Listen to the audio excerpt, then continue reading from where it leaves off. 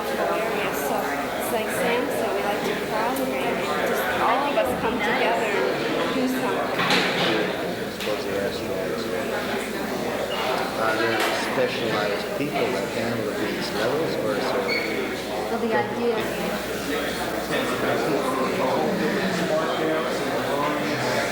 Where's your hard line? Oh, this one here? I have an announcement about the audio tapes. Any orders turned in by 11 this morning will be processed. Gentlemen, this morning we'd like to present for you Tom Brown and Eric Dollard. Their subject this morning is new researches on the multi-wave oscillator. Thank you. There's been a lot of interest lately in the multi-wave oscillator. My first interest in it came through reading a book that Borderland Sciences Research published, which was some information that Dr. Bob Beck released in the early 60s. And I was absolutely fascinated by the possibilities of this. And basically what the multi-wave oscillator is from the standpoint, as I understood it then, was you take a concentric ring antenna similar to the one that you see here, and you drive it with a Tesla coil to spark you drive a spark down here, and each ring will then oscillate by being driven by the spark. And apparently in researches there have been some very good results as far as beneficial effects on life waves.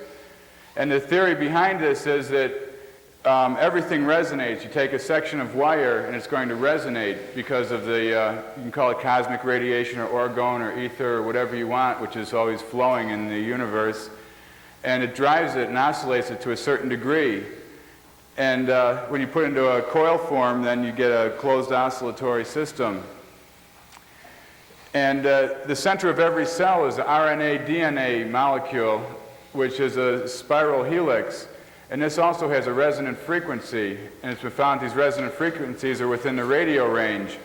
So by shock driving these antennas, you could produce all the oscillations of the body and therefore bring it into balance. And I would like to point out this time that we're not recommending this for any medical use whatsoever. We're just researching into the waveforms and maybe in agriculture.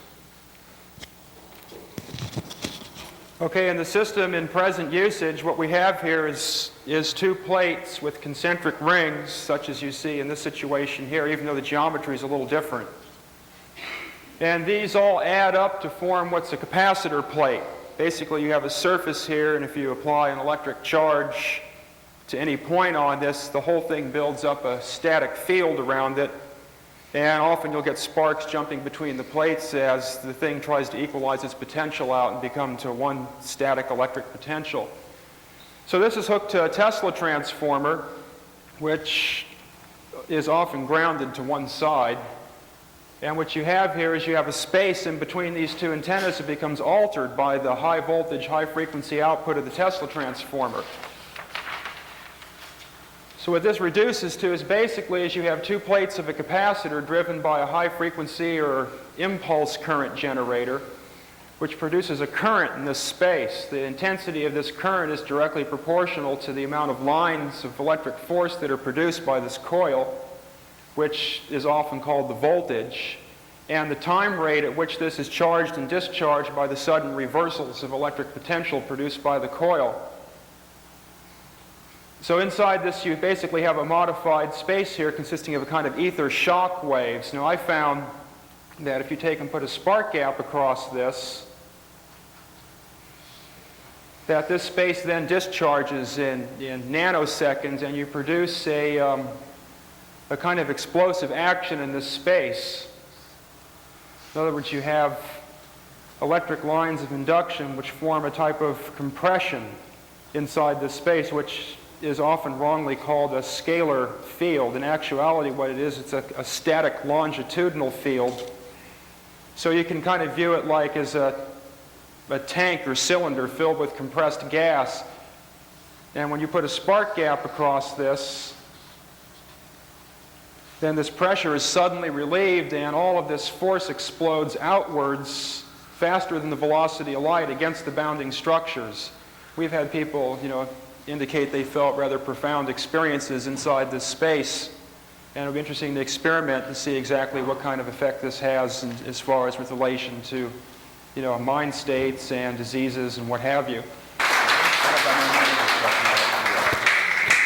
Okay, since this is coming around again, I thought those of you who are sort of new to the field might like just a very brief thumbnail history. About a quarter of a century ago, I was the judge, jury, and executioner on every New Age device that came through Southern California. That included free energy motors, healing devices, you name it. And in the course of a good year, we'd examined maybe 100, 125 devices, and about 99.9% of them were either placebo, garbage, or wishful thinking, hallucination. But once in a long while, we would come across something that was exceptional. And in 1962, it was the Lakowski multiple wave oscillator.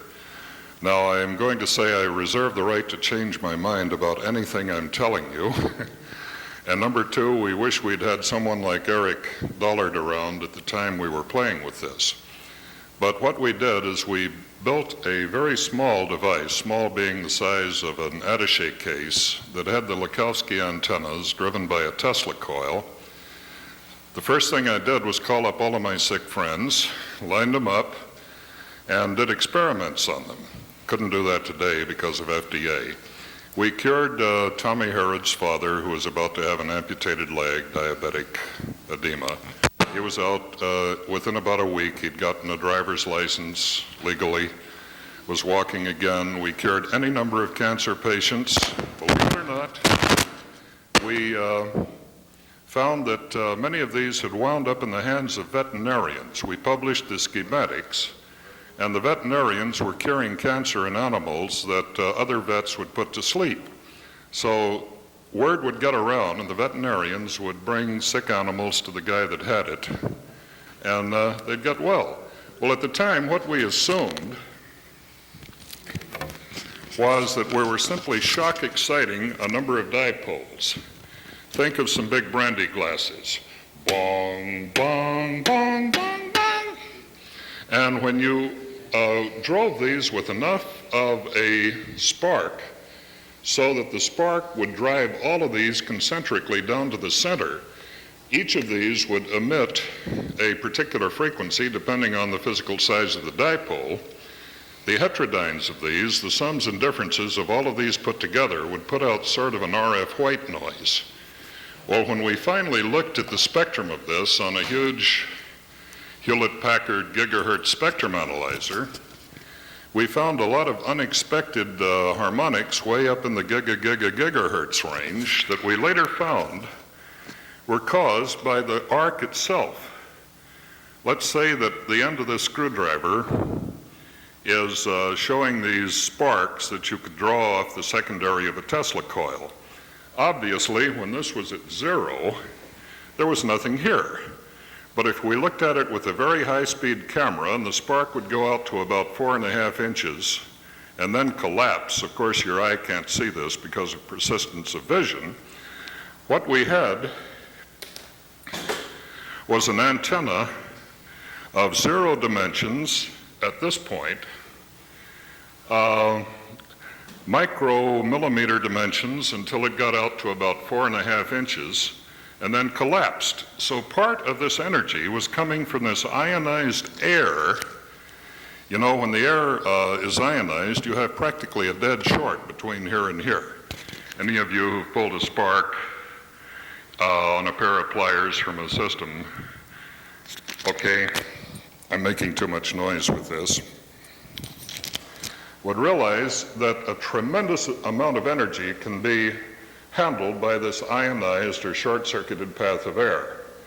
So what we had not taken into account in the original thinking about this device was that we had, besides the rather broad spectra of each of these dipoles, which is shock excited, we had another frequency modulated signal on